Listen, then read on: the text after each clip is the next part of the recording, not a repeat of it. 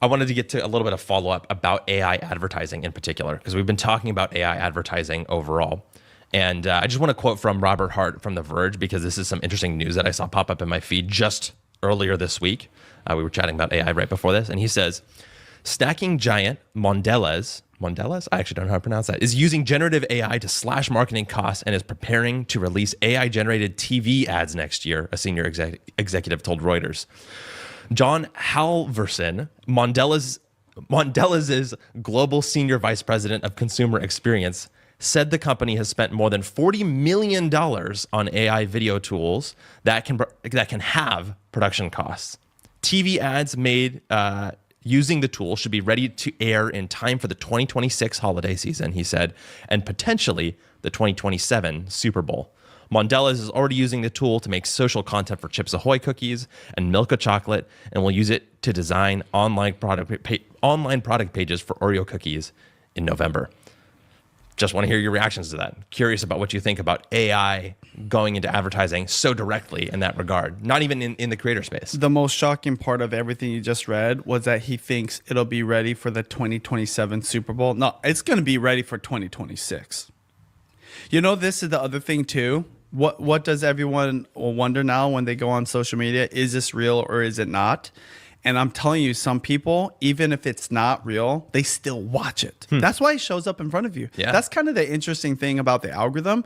It only shows stuff that people want to watch, and you could almost say people actually like. There was a video of a grandma getting like a chiropractic service from a really overweight person, like clearly. And the guy literally it's almost laying on her, but it looked like he was going to crack her back. But he literally cracked the table beneath her and like smashed her. And she's like laughing.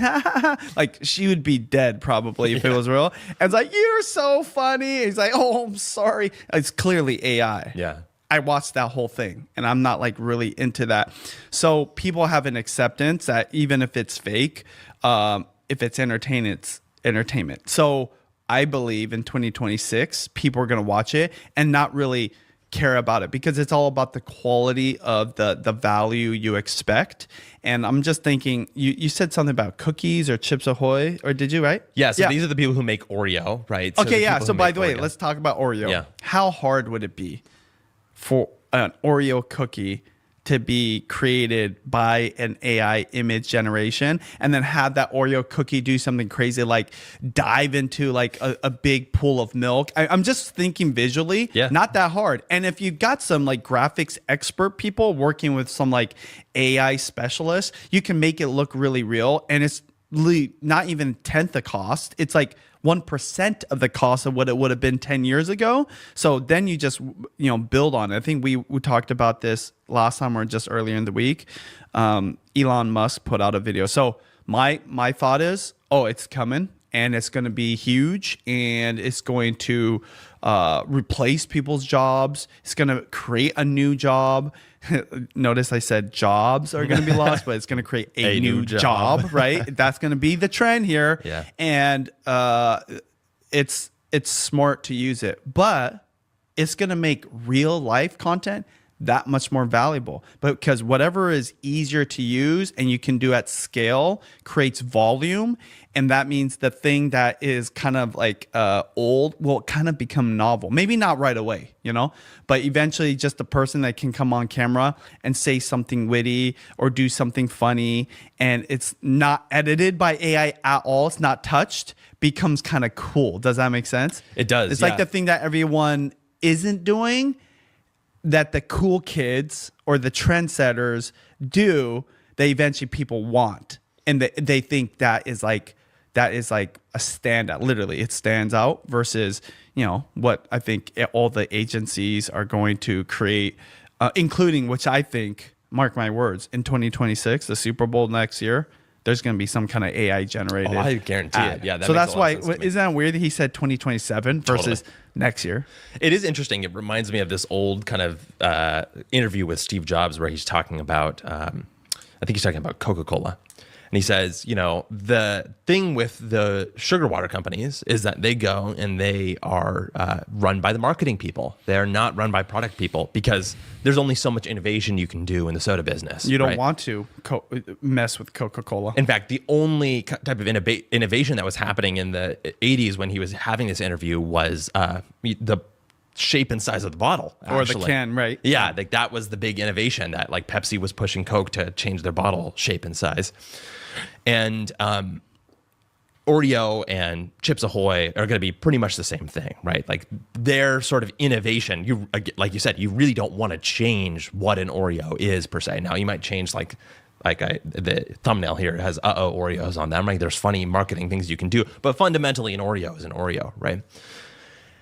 And to me, I think that one of the reasons this stood out to me as a story was that means that these are kind of the people who think most about marketing as it is right now, and what the best way the best way to achieve marketing goals in the current environment, right? Because I'm sure this Mondelez company is probably run by people who are very good at marketing. So I'm wondering if part of that slowness is like a hesitation, this respect for the current version of the craft, right? But I also do wonder about, I don't know, do you know anybody who's been sponsored by Oreo before? Like any creators? I've seen creators be sponsored by Oreo Really? before. Interesting. I have not, I can't recall exactly who, but the slowness is not a lack of respect. It's more of a emphasis on protecting your job. That's true too. Literally, just like that industry is like, oh, we can't like adopt this because we're literally going to be firing ourselves to a certain degree. That's my whole perspective, because Amazon, I think yesterday or 2 days ago, laid off, I think like 14,000 people. Did you hear about this? Yeah, 14,000 corporate. Okay, 14,000. As many as 30,000. How much of that was AI related, would you say, if you just had to guess? Oh, probably at least 10%, but it could be upwards of 50 to 70%. Even if it was just 10%, that's now. Yeah. Imagine if it's like a year from now, it could be 50% or even higher. So the layoffs are just going to continue happening. On that note, I heard that the warehouses are going to be almost completely replaced with robot workers. And I know a lot of people, funny enough, that actually work at warehouses, right? Doing the physical job of moving products, packing packages, helping the robots, and the robots will replace them. Well, that's definitely from the AI. So going back to what you were asking me in terms of the AI being integrated slowly and why, I just think that people are seeing this trend and they're just trying to hold on to what they have, because if AI is better than you, why wouldn't you want to use it unless it's your job that's on the chopping block? Well, and that's my question. Because that's why, by the way, this is why creators are interesting to me. The ones that are innovative and not scared and don't look at any of the negatives of AI are just completely using it, right? They're like free from the corporate chain of like the slowness of that the machine, and they're just using it for every little thing, letting people go, having AI do like complete entire jobs for them. And you're going to see whatever happens there will eventually happen in corporate America. And that includes these marketing firms, ad agencies. It's just going to be slower there than like an individual creator. Yeah, I mean, I guess the questions that come to mind are the ones that you started to lay out, which is how exactly are they using AI video? They just say it's an AI video tool, right? Is it replacing the entire process? Is it 100% AI generated? Is it someone generating clips and then someone else editing them together? Do they still have their special effects department? They're saying it only halves the cost, right? So which staff are getting cut or which half is being removed, right? And so those are all the questions. But you also brought up like, okay, well, some of those jobs being destroyed basically by this technology. That doesn't happen just within these marketing departments. It also happens in the creator economy, right? And that's the thing that I'm wondering about is like, you're saying that people like creators right now who are using AI are going to have that advantage. You think that that's going to be a necessity going forward? Is that creators are using AI in order to keep up with these marketing departments? I don't use it at all. Really? I don't use it for my stuff at all. Wow. Because I'm the complete opposite. Yeah. Mine is real life. Yeah. what introduced Not even for like ideation and stuff like that and research? Okay.